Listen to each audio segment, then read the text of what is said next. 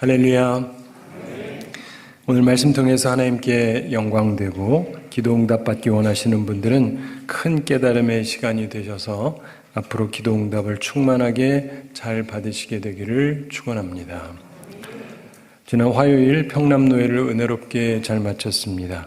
하나님께 감사드리고 협력한 모든 성도들에게 감사드립니다.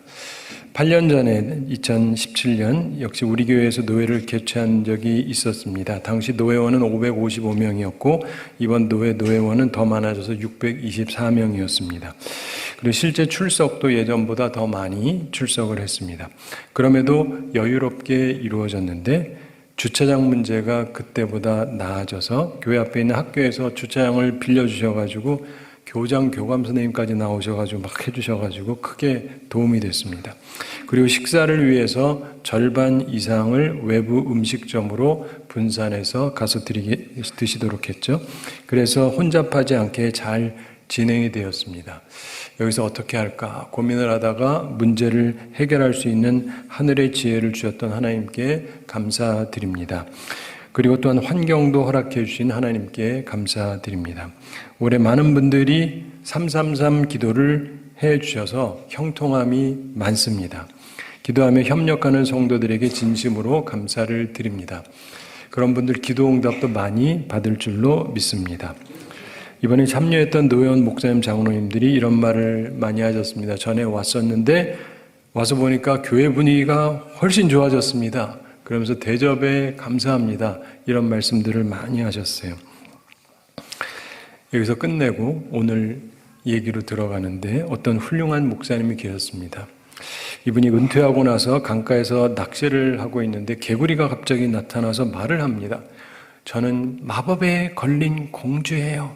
저한테 키스하시면 아름다운 공주가 되어서 당신을 행복하게 해드릴게요. 그랬습니다. 그냥 우스갯소리입니다. 목사님께서 웃으시면서 그 개구리를 딱 잡아가지고 뽀뽀하는 게 아니라 호주머니에 딱 집어넣으셨어요. 근데 잠시 후 주머니 속에서 개구리가 말합니다. 저는 마법에 걸린 공주라니까요. 저한테 키스만 해주시면 저는 다시 예쁜 공주가 될 거예요. 여전히 목사님이 빙긋이 웃으면서 계속 낚시만 합니다. 그랬더니 개구리가 말합니다. 아니, 무슨 문제가 있으세요? 전 마법에 걸렸어요. 마법에서 풀려나면 당신을 이 세상에서 가장 행복한 남자로 만들어 드릴 거예요. 그랬더니 목사님이 웃으면서 이렇게 답했다 그럽니다. 개구리 아가씨, 이 나이의 영감에게는 멋지고 예쁜 공주보다 너처럼 말하는 개구리가 더 행복을 주는 법이란다.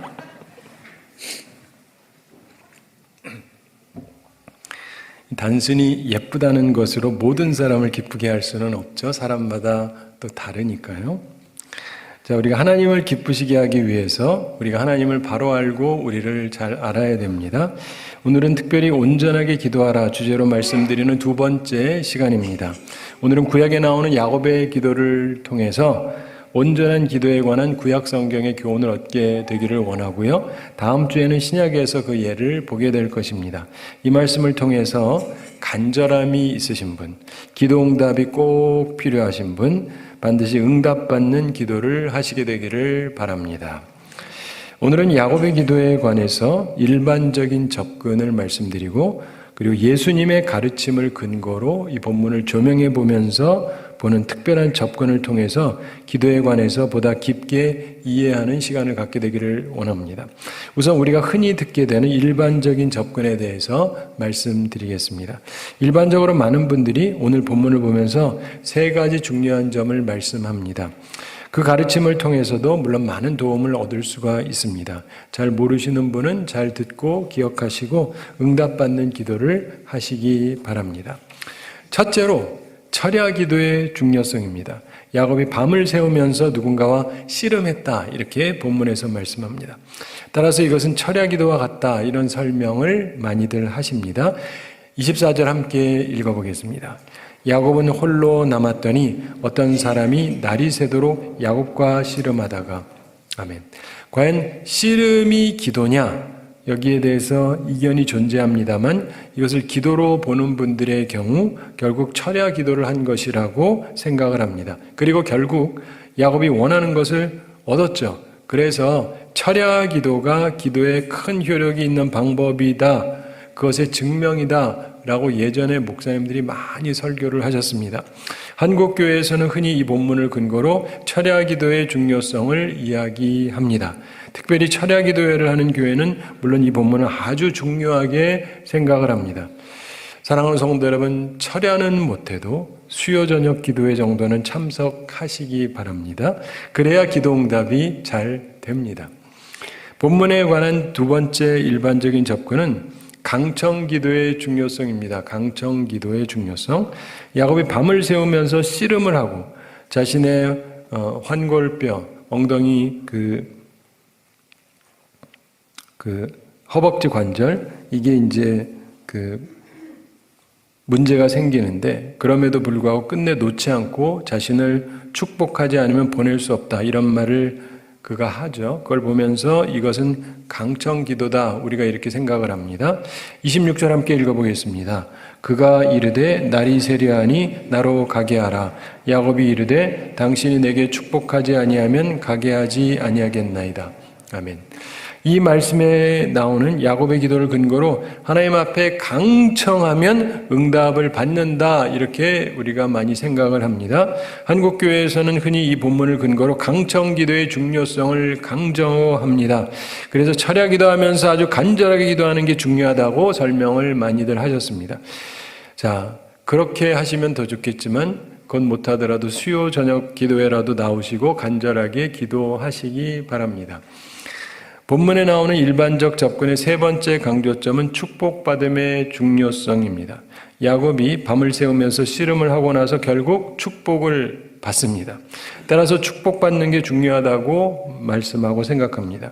28절 함께 읽어보겠습니다. 그가 이르되 내 이름을 다시는 야곱이라 부를 것이 아니요 이스라엘이라 부를 것이니 이는 내가 하나님과 및 사람들과 겨루어 이겼음이니라. 아멘.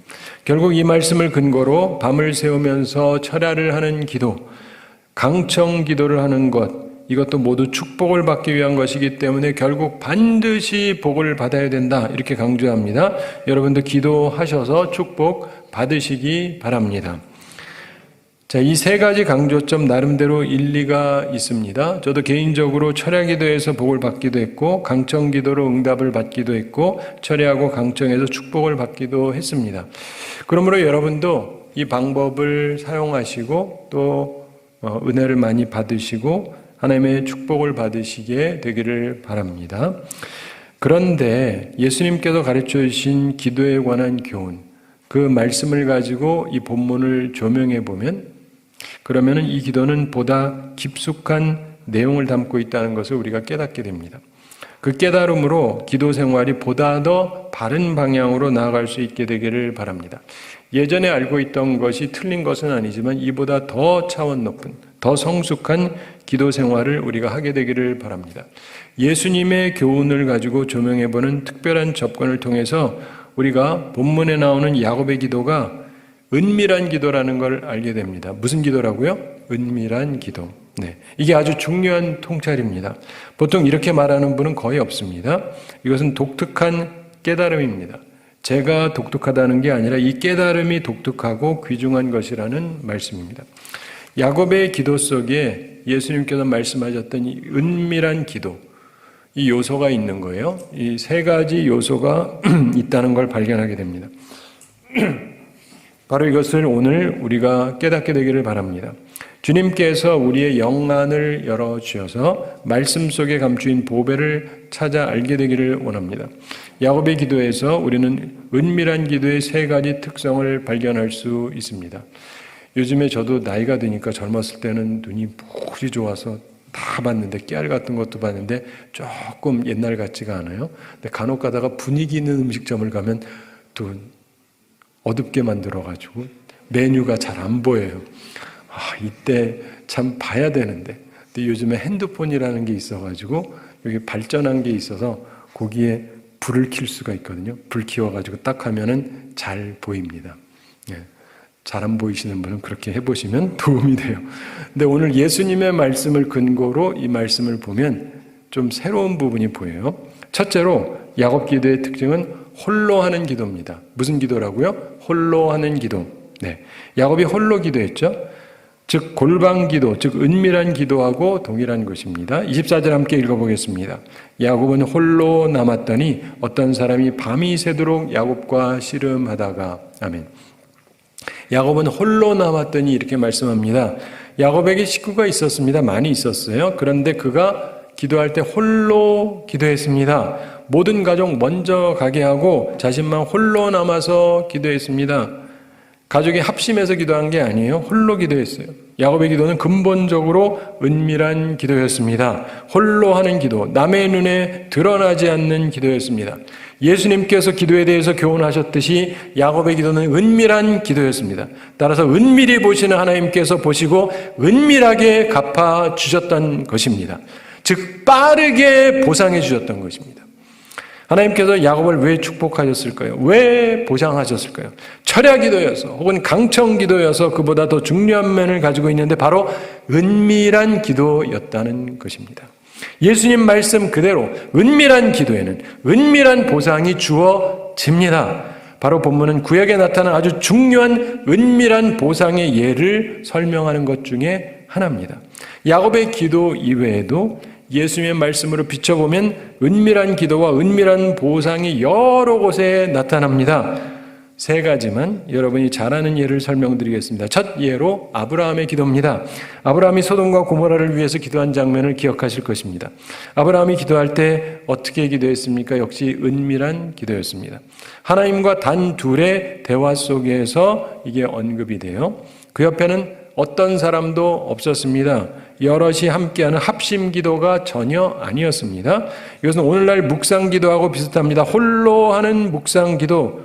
그런데 그 보상으로 하나님께서 그의 조카 롯을 구하셨습니다.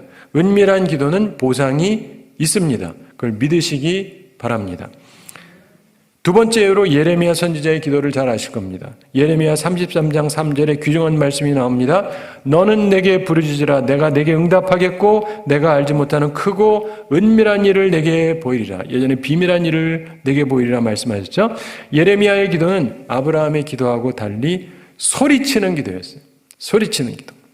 크게 부르짖으라 했으니까. 그런데 이 말씀은 예레미야 선지자가 시위대 뜰에 갇혀 있을 때 주신 하나님의 말씀입니다. 요즘 말로 하자면 정치범으로 몰려서 독방에 갇혔습니다.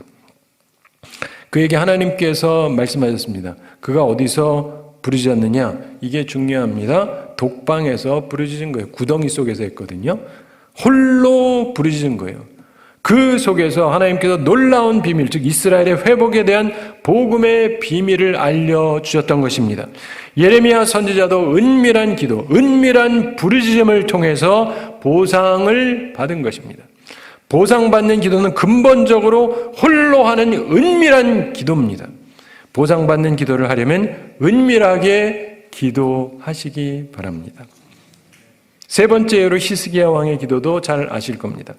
열왕기하 20장 2절 3절에 나오죠. 히스기야가 낯을 벽으로 향하고 여호와께 기도하여 이르되 여호와여 구하오니 내가 진실과 전심으로 주 앞에 행하며 주께서 보시기에 선하게 행한 것을 기억하옵소서 하고 히스기야가 심히 통곡하더라. 이런 말씀이 나옵니다.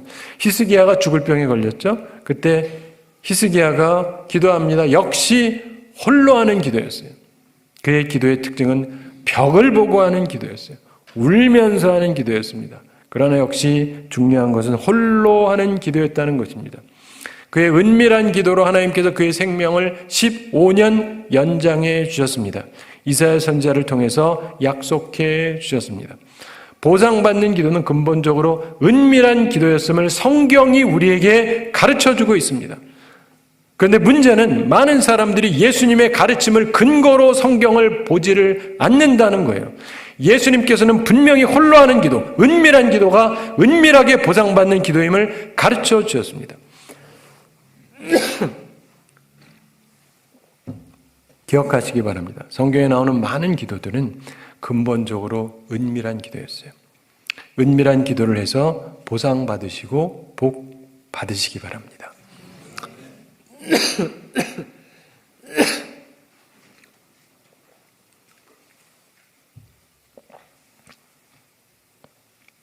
홀로 기도할 때 아브라함처럼 대화식으로 기도하든, 야곱처럼 씨름하듯이 하시든, 예레미야처럼 부르짖든, 시스기야처럼 벽을 보고 울든지 그 형태는 그리 중요하지 않습니다.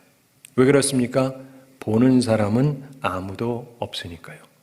중요한 것은 은밀하게, 즉 하나님 앞에서 홀로 기도하는 것입니다.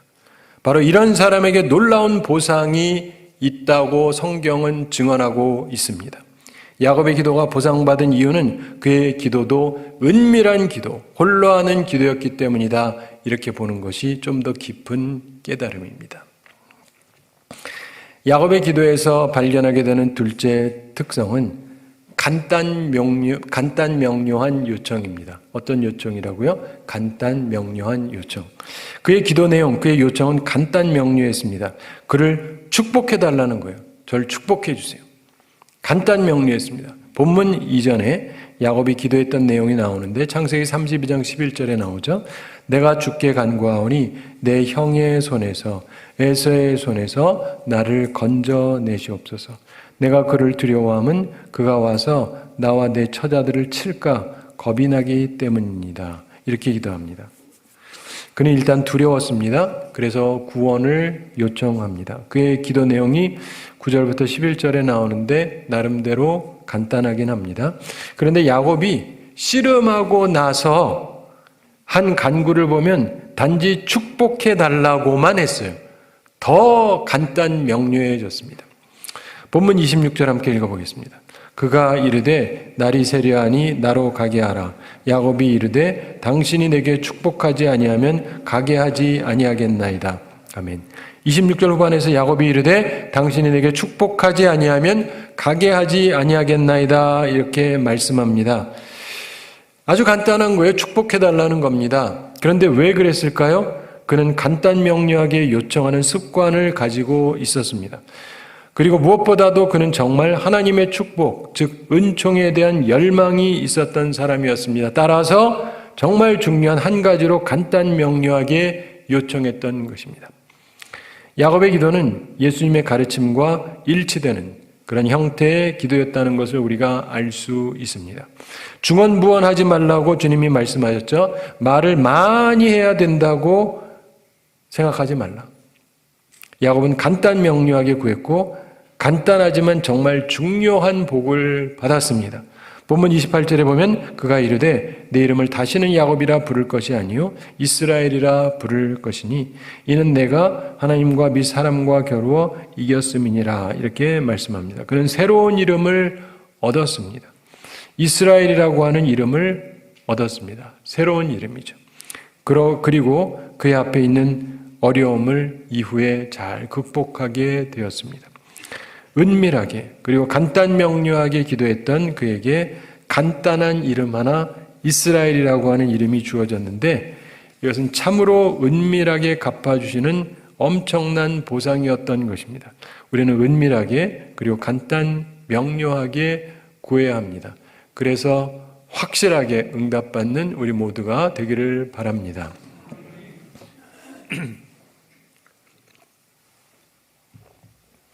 야곱의 기도에서 발견하게 되는 셋째 특성은 뭘까요? 주님 말씀을 근거로 보복하지 않는 기도, 즉 용서해 주는 기도였습니다. 11절에 나오는 그의 기도 속에서 보면 그가 형이 자신을 치러 온다고 느끼고 있었습니다. 물론 그가 20년 전에 잘못했던 일이 있었죠. 당시 형이 그를 죽이려고 해서 도망을 갔습니다. 이제 20년이 흘렀습니다. 그러나 여전히 형이 자신을 죽이려고 한다는 것은 너무한 일입니다. 모든 잘못은 그에 상응하는 대가가 있습니다. 그러나 야곱이 죽어야 할 죄를 지은 것은 아니었습니다. 죄를 지은 건 사실이지만 우리가 이런 형편에 이르면 우리도 보복하고 싶어지는 것이 사람의 일반적인 심정입니다. 나도 너 절대 안 봐준다. 그러나 야곱은 그를 죽이러 온다고 여겨지는 형을 생각하면서 주여 보복해 주옵소서. 벼락 좀 치게 해주세요. 이러지 않습니다. 20절 함께 읽어보겠습니다. 또 너희는 말하기를 주의 종 야곱이 그 무리 뒤에 있다 하라. 하니 이는 야곱이 말하기를 내가 내 앞에 보내는 예물로 형의 감정을 푼 후에 대면하면 형이 혹시 나를 받아주리라 함이었더라. 아멘. 그가 사실은 같은 날 태어났잖아요. 쌍둥이거든요. 근데 형한테 장자의 명분을 샀습니다. 그렇기 때문에 자기가 형이라고 해도 되는데 그러지 않습니다. 자기를 동생이라고 말하는 걸 넘어서 주의 종이다 이렇게 얘기합니다. 굉장히 겸손한 자세를 취합니다. 그리고 20절 후반에 보면 야곱의 생각에 내가 내 앞에 보내는 예물로 형의 감정을 푼 후에 대면하면 형이 혹시 나를 받아주리라 함이었더라 이렇게 말씀합니다. 그는 상대방의 보복의 감정 앞에서 자신은 미움을 가지고 있지 않았습니다. 즉 그의 마음에는 형의 살인의 마음조차 용서하는 마음을 갖고 있었습니다. 그는 예수님께서 교훈하셨던 대로 기도했던 것입니다. 사람의 과실을 용서하라는 주님의 말씀대로 그의 기도에는 보복을 구하지 않는 기도, 용서가 포함이 되어 있었던 것입니다. 보복을 구하지 않는 것, 용서는 참으로 큰 믿음의 사람에게 나타나는 특성입니다. 참으로 하나님의 축복을 받은 자에게 나타나는 특성입니다. 왜 그런지에 대해서 좋은 예가 하나 있습니다. 예전에 두 소녀가 바닷가에서 조개를 주었습니다. 그러다가 큰 조개가 하나 보여요. 그랬더니 두 아이가 서로 자기 거라고 주장합니다. 내가 먼저 봤어. 아니야, 내가 먼저 봤어. 이러면서 항상 그렇듯이 그런 경우는 결국 욕심 많고 고집 센 애가 차지해요. 조개를 빼앗긴 아이는 마음이 언짢았습니다. 그래서 둘이 서로 다른 방향으로 헤어져서 조개를 줍게 됐습니다. 같이 가다 또 뺏길 것 같으니까. 이 빼앗긴 아이가 속으로 하나님께 기도했습니다. 그런데 기도하자마자 하나님께서 복을 주셨는데 값진 진주를 담고 있는 진주조개를 발견하게 됐어요. 와!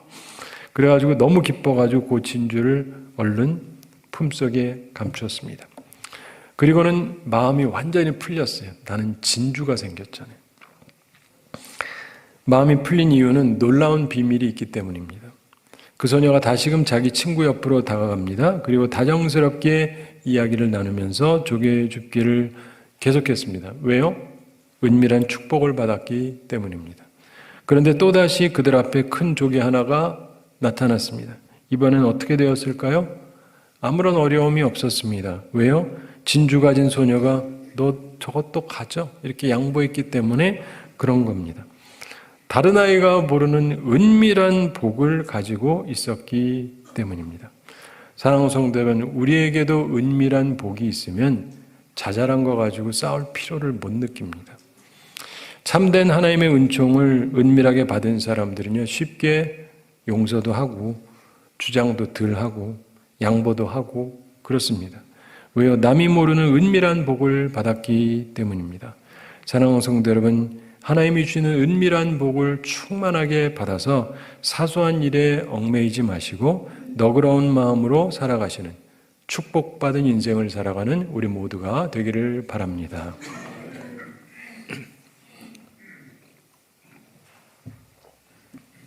야곱의 기도에는 이 은밀한 기도의 세 가지 요소가 다 있었습니다.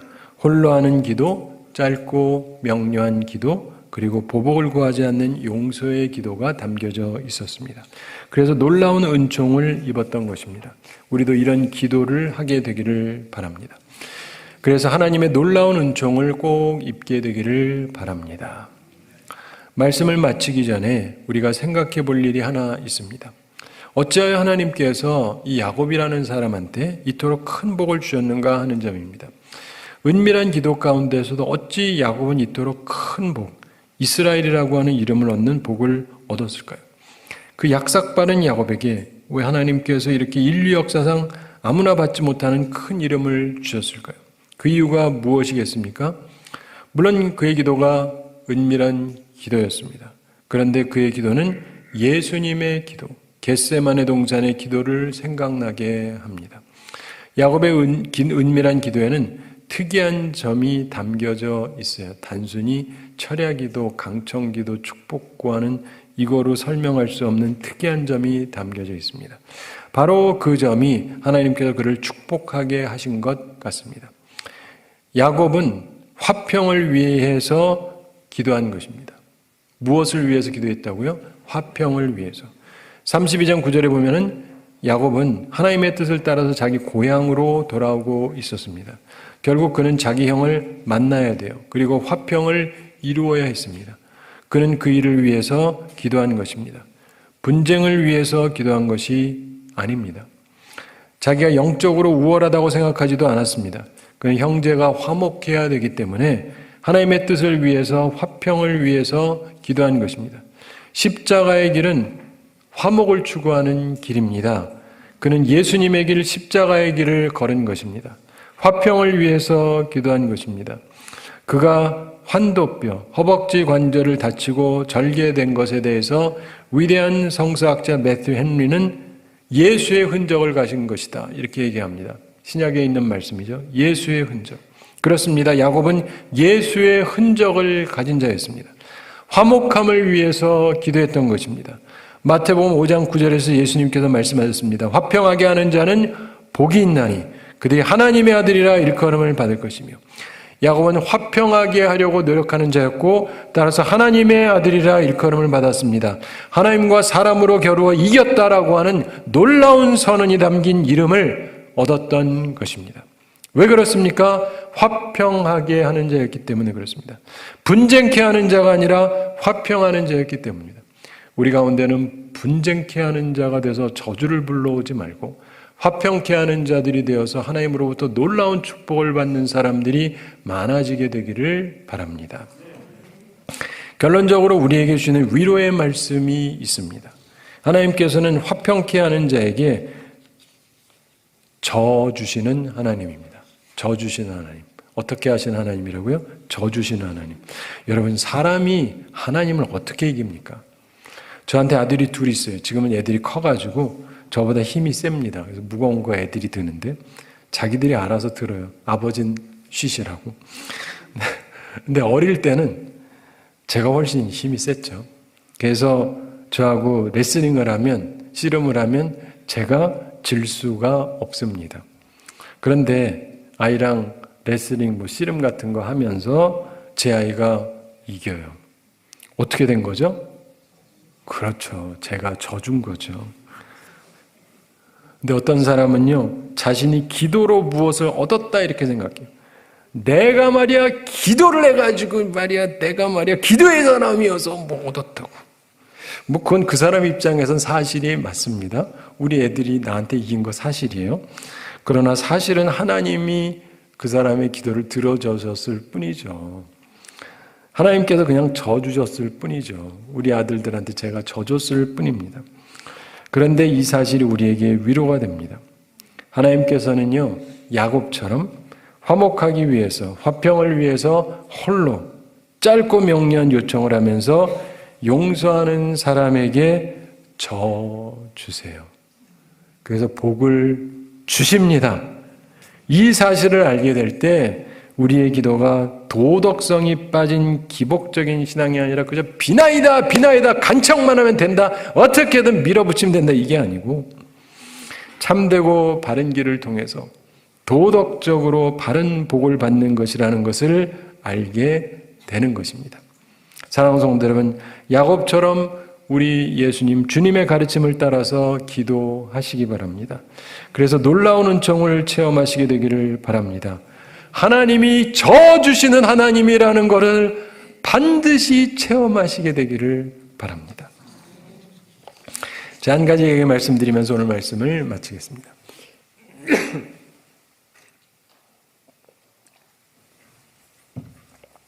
지난 세기에 가장 훌륭한 전도자로 꼽히는 빌리 그레엄 목사님이 있습니다. 이분이 훌륭한 지도자가 된 계기가 있는데 청년 시절에 실연을 당해서 그렇게 된 거래요. 좀 특이하죠? 대학 시절에 한 아가씨를 사랑해서 청혼했습니다. 몇 개월 후에 승낙을 받았어요. 그런데 어느 날 이 아가씨가 헤어지자 그럽니다. 빌리, 너는 인생에 참된 목표가 전혀 보이지가 않아. 그렇게 말하면서 결국 그 아가씨는 다른 선배를 선택을 했습니다.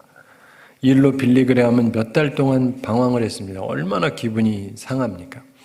그러다가 어느 날 빌리 그레엄이 하나님 앞에 무릎을 꿇고 완전히 변화된 날이 임하게 되었습니다. 그것이 어디였느냐? 어떤 기도를 하고 있었을까요? 놀라지 마십시오. 가을의 어느 날 그가 주님 앞에 무릎 꿇은 곳은 교회가 아니었습니다. 기도원도 아니었습니다. 그것이 어디였느냐? 바로 골프장이었어요. 골프장.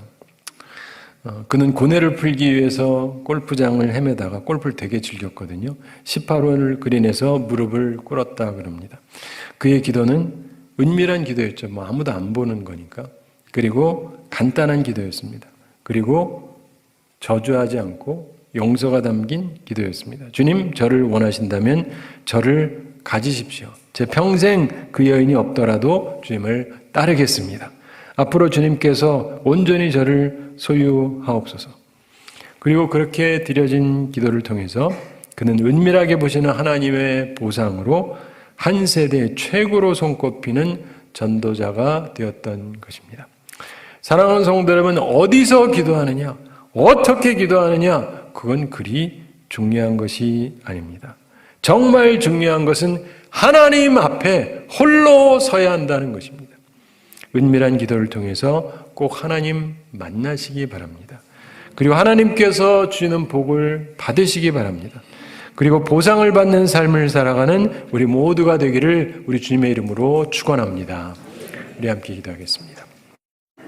사랑의 하나님 아버지, 우리를 사랑하시고 오늘도 저희에게 귀한 말씀 주심을 감사드립니다. 온전하게 기도하기를 원하시는 주님, 야곱의 기도를 통해서 우리가 주님의 가르침과 관련하여서 깨닫는 부분을 가지고 저희들도 온전한 기도를 드리는 주의 사람들이 되게 하여 주시옵소서. 그래서 하나님으로부터 큰 축복을 받고 보상을 받고 참으로 인류 역사상 하나님께서 크게 쓰셨던 이 사람처럼 우리들도 주님 앞에서 쓰임받는 귀한 주의 사람들이 다 되게 하여 주시옵소서. 감사드리며 예수님의 이름으로 기도드리옵나이다. 아멘.